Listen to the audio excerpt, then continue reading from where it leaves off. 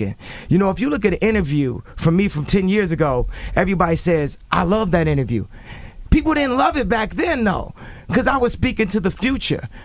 I'm 10 years ahead mentally, and I'm trapped in today's time. And every now and then I crack you a smile for 2013, but I'm cracking you a frown for 2023, and I'm focused on what it's going to be. Okay, so you've probably seen the video. Kanye leaks Beyoncé's victims. Millions of views. Comment sections on fire. People swearing Beyoncé's about to get arrested. But nobody's asking the one question that actually matters. What did Kanye actually say? Because I went back. I watched the whole thing twice. Wrote down every single claim. And what I found wasn't a leak. It wasn't evidence. It was something way more interesting than that. It was a formula, a script. One that gets used on you almost every single week and works almost every single time. Today, we're taking it apart, piece by piece. So here's the pitch. The title says, Kanye leaked Beyoncé's victims. Sounds like a court document dropped. Sounds like proof. But watch what actually happens in the first 30 seconds. There's no leak. There's no document. There's just an old Kanye clip, cut in, with a narrator talking over it. That's it. That's the leak. The video then jumps straight to saying Kanye revealed incriminating evidence, before showing you a single piece of evidence. See what happened there? The claim comes first. The proof never comes. And by the time you notice that, you're already 4 minutes deep, and your brain has already filed the headline as true. That's not an accident. That's the setup working exactly the way it's built to. Now here's the part that makes it work. Buried in all that noise, there's one thing in this video that's actually real. Jay-Z did call out a bunch of rappers recently, including Kanye. That part checks out. Real feud, real tension, real headline somewhere out there if you look it up. This is called an anchor. One true fact, planted early, so your brain relaxes. It goes, okay, this part's real, so maybe the rest is too. That's the trick. A gossip video almost never opens with the wildest claim. It opens with the one thing you can verify in 5 seconds. So your guard drops for the next 9 minutes. Real event first. Fiction gets to ride in right behind it, using that same trust. Watch what happens next in the video. Feud turns into Epstein. Epstein turns into a song lyric. Song lyric turns into witchcraft. Witchcraft turns into Nigeria. None of these connect logically, but they don't need to, because each new topic gets introduced using the last one as a springboard. Notice the phrase, "and get this," or "now here's the crazy part." That's not just filler, that's a tool. It tells your brain, don't ask if this connects, just keep going. This is called an escalation ladder. Each rung is more extreme than the last, and you almost never look down to check if the ladder's actually attached to anything. By the time you're 5 topics deep, you've forgotten the first one wasn't proven either. Here's something you probably didn't catch. Count how many times this video says, a source, word on the street, an anonymous victim, or recent claims.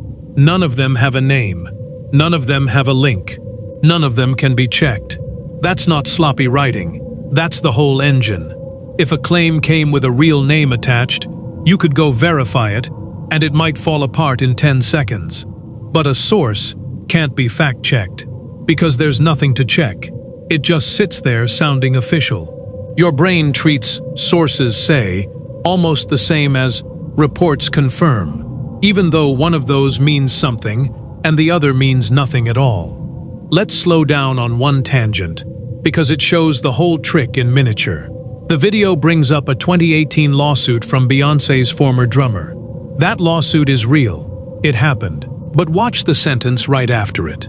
The narrator jumps from, "Here's a real lawsuit," straight into, "She's a high-ranking witch, daughter of Oshun or Yemaya," with 0 pause between them. One sentence is a documented legal filing. The next sentence is somebody's personal spiritual opinion, presented in the exact same tone of voice. No signal changes, no, "now here's a theory." It's real fact. fake fact, same delivery, back to back, so your ear can't tell where one stops and the other starts. Now here's a clever move. Partway through, the video plays a clip of someone pushing back, saying, "Just because your name's in a document doesn't make you guilty." Sounds fair, right? Looks like balance. But check the placement. That skeptical clip shows up after 6 straight minutes of wild claims already landed. By then, the damage is done. The skepticism isn't there to change your mind.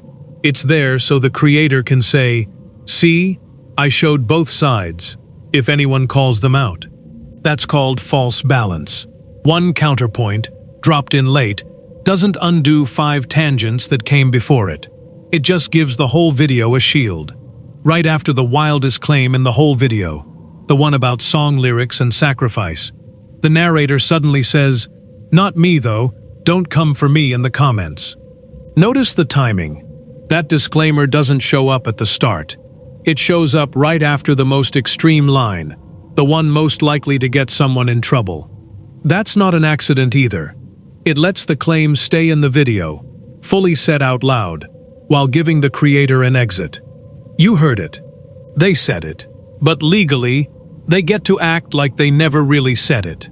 So why does this stuff spread instead of getting laughed off? 2 reasons. First, outrage moves faster than fact-checking. Your brain reacts to "Beyoncé investigated" way before it asks, "Wait, investigated by who, exactly?" Second, none of these claims can really be proven false, only unproven. And unproven feels different than false. It leaves a gap, and gaps are where curiosity lives. On top of that, the algorithm rewards exactly this. Comments, shares, and outrage all count as engagement, and engagement is what gets pushed to more people. The platform doesn't check if a claim is true. It just checks if people are reacting. And this format is built, almost perfectly, to make people react. So next time a title tells you someone leaked something, pause before you believe the headline. Ask where the leak actually is. Ask who the source actually is. Ask if the skepticism showed up before the claims, or only after. Because once you can spot this formula, you'll start seeing it everywhere. Not just in this video, in half your feed.